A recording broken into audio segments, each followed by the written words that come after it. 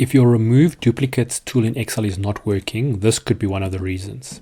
So you'll see here we've got a whole bunch of duplicates, and in theory I should be able to go data, remove duplicates. Yes, it's got headings. I want an absolute duplicate. When I say OK, it correctly only leaves one item behind. However, notice here, the only difference is the formatting. That's a 5, that's a 5 with 2 decimal spaces. When I say remove duplicates, same thing, it's got headers, all of them.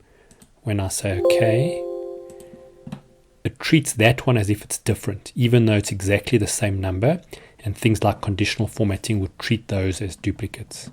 So here, very similar. This is formatted as 2 decimals, and this has got a currency on it. If we say remove duplicates, and you'll see there it doesn't show. So if your data may have different formats, so perhaps from different systems or entered by humans, this could mean that your remove duplicates does not work.